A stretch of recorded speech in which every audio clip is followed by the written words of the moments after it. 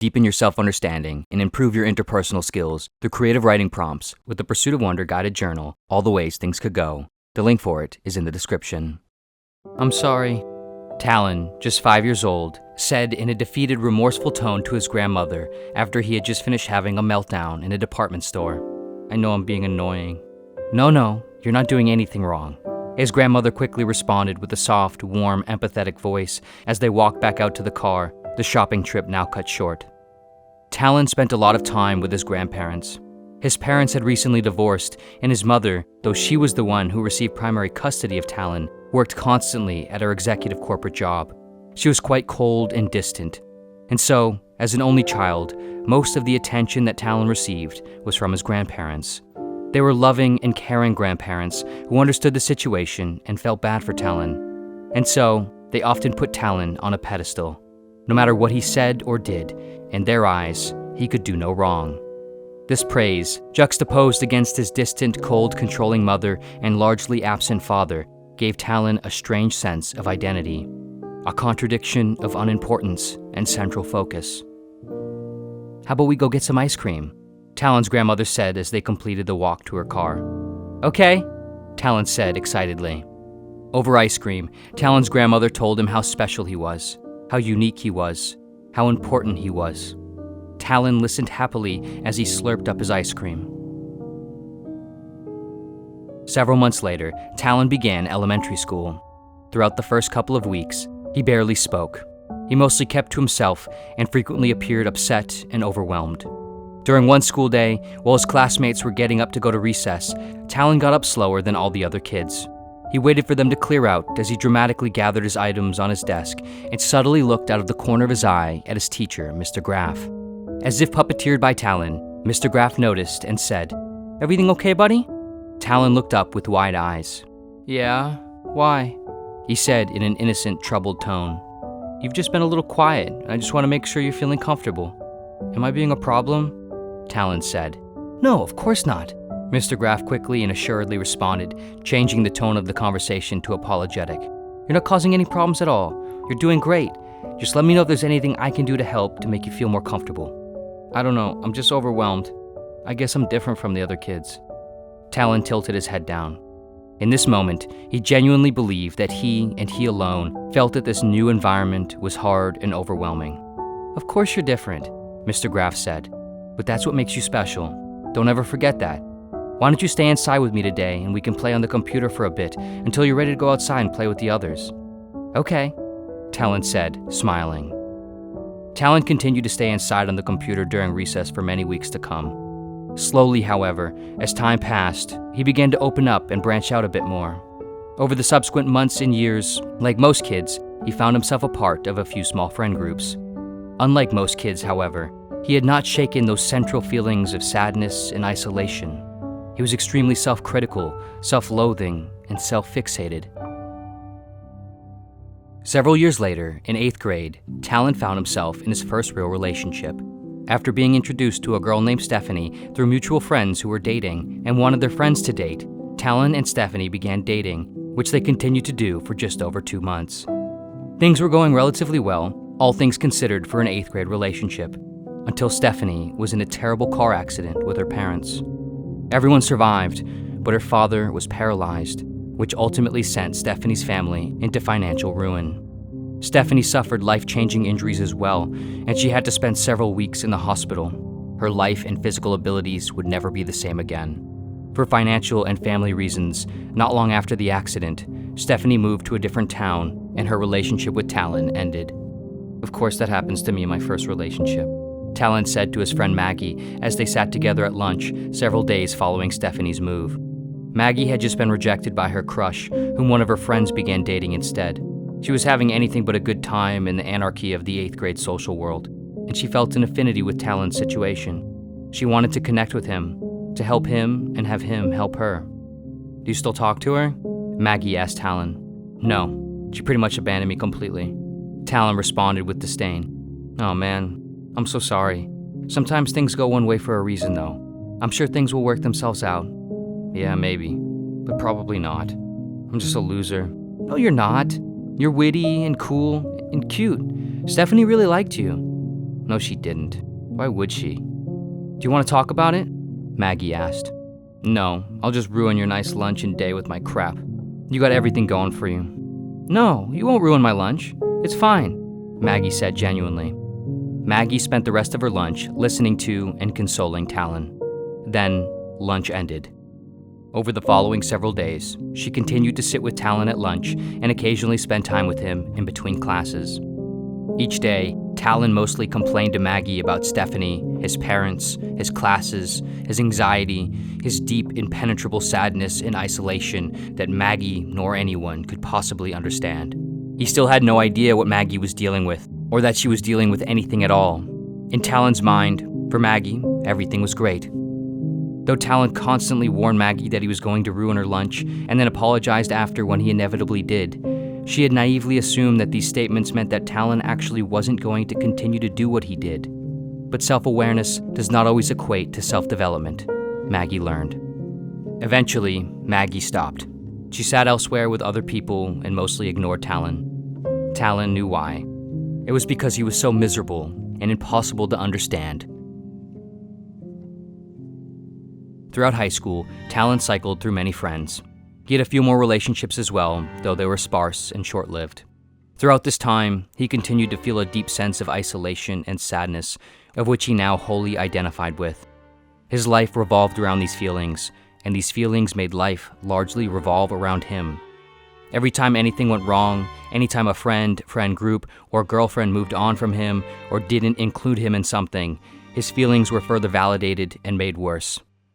In 10th grade, when his friend Evan had a small party at his parents' lake house, Talon saw photos and videos from it on social media and immediately felt his feelings of sadness and isolation spike. He knew why he wasn't invited. It was because he was so annoying and unfun to be around. Talon drafted a text to send to Evan, but deleted it, and instead just decided to no longer communicate with Evan and his associated friend group. Evan's party was a coming home celebration for one of his relatives who was returning from the military. Evan only invited a couple people who had been close with his family since early childhood. He hadn't thought about Talon. Not because he did or didn't like Talon, or did or didn't want Talon there, but because it had nothing to do with Talon. Evan, knowing how distraught and vulnerable Talon was, however, never felt comfortable confronting him after the fact about the misunderstanding. In general, none of Talon's friends ever really got mad at him for the way he acted or the fact that he stopped being friends with them. It was more of a relief than anything. Following high school and into college, most of Talon's remaining friends remained his friends largely because they felt bad for him. He regularly made it clear to them how lonely and sad and stupid he was. Any new friends he made became friends with him because they found Talon endearing when he was sure to always warn them up front about how miserable he was, which, as Talon knew by this point, actually made them assume he was not that miserable. "Oh, trust me, I'm miserable too. Don't worry. You seem like a good guy to me," a man named Christian said with a slight laugh after meeting Talon in a college course, and Talon informed him of how miserable he was. Christian took it as self-deprecating humor, but after soon becoming the subject of several long, unrequited conversations about Talon's problems and self-disgust in the food hall, dorm rooms, text message threads, and wherever else he let Talon in, he realized what he, like many others, had fallen for. Talon was always sure, however, to apologize for trauma dumping or being inconsiderate of others' time, and he always made sure to ask the necessary amount of questions back to others about their lives, just enough to keep them in the conversation. The portion of the conversations about Talon were so long-winded, however, that by this point, there wasn't much energy or time left for anything else. Though Talon always felt alone and complained that he received a lot of positive social attention and affirmations. He always seemed to need it most, so he always got it. People rarely spoke poorly about him because he spoke so poorly about himself. People rarely, if ever, confronted him about any of his negative behaviors because it seemed like he would surely not be able to handle any further troubles. And so, Talon always got what he wanted. Attention, compliments, never having to deal with other people's problems or even really the ones he caused. Everything went exactly how he wanted, and now, leaving college, he was deeper and deeper into the pit of isolation and self-hatred than ever. Several years would go by. Talon was now a high school teacher, living on his own. When Thanksgiving came around, though he hadn't seen or even really talked to his mother in quite some time, he decided to go to her house for her annual Thanksgiving party. His mother was now remarried and had 2 more children, Maria, 17 years old, and Tom, 14 years old. Talon was mostly estranged from the family, but he was not unwelcome. He had spent a good amount of time with Maria throughout adolescence, and, at least relative to his family, he had been somewhat close with her, though he hadn't seen or spoken to her much recently either. At this point in his life, Talon was desperate for change and for real social and family connection. He essentially had no one. Everyone had left him, or he had left everyone. At the party, after the customary initial banter, Talon needed to step outside and take a break from everyone. He was feeling extremely self-conscious and found himself mostly sitting on the couch by himself, implicitly guilting others to come over to him to talk and ask questions. Talon went outside and walked over to the side of the garage, blocked from the view of the house. He lit up a cigarette. After a couple minutes passed, Maria appeared around the corner, walking up and standing next to him. She took a vape out of her pocket. "You shouldn't smoke," she said with a deadpan voice. "It's bad for you." She took a rip from her vape. Talon pointed at the vape with the cigarette, furrowing his brow. "I'm joking," she said, leaning up against the side of the garage. "Mom's insane about this stuff." Maria held up her vape. "She says it will kill me." I said, "Good. Give me lung disease. Let's get this whole thing over with." Maria snapped her fingers twice. "Same," Talon said with an uncertain laugh. "Sooner the better."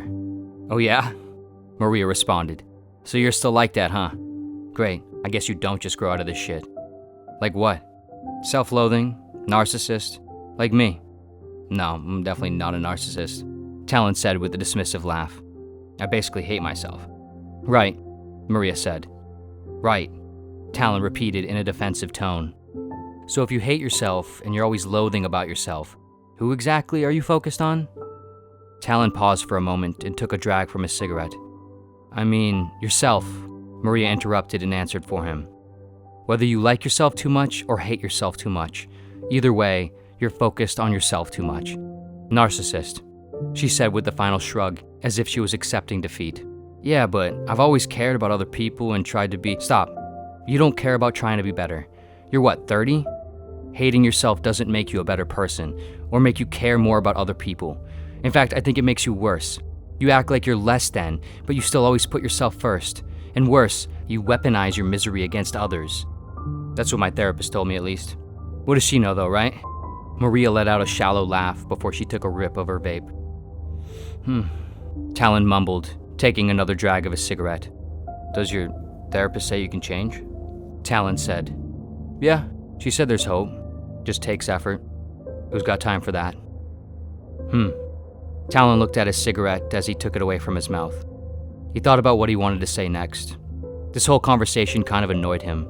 It caused a flooding of thoughts and emotions and memories and potential realizations about him and how he felt. He looked at Maria's face. He could see the sadness and isolation in it. He could see the help she was longing for, the conversation she was in need of. Then, he threw his cigarette on the ground and stomped it out.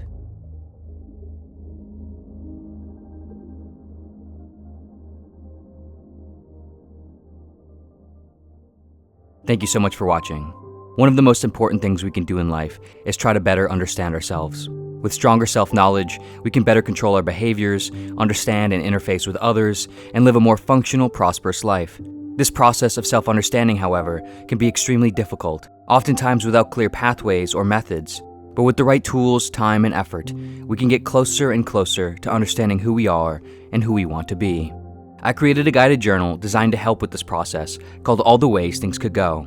It uses creative writing and drawing prompts that help you explore your subconscious mind and arrive at clearer self-understanding and improved interpersonal abilities. Rather than starting with a blank page, with this guided journal, you're given thought-provoking prompts designed to stir your creativity and promote new perspectives that might otherwise be difficult to arrive at. For example, on page 5, you're given the prompt, pick one of your friends or family members that you enjoy spending time with.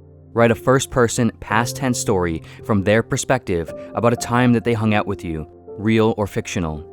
This is intended to challenge you to consider yourself from someone else's perspective who you believe knows you well, almost tricking yourself into getting out of your own head so you can better see who you really are, perhaps versus how you want to be.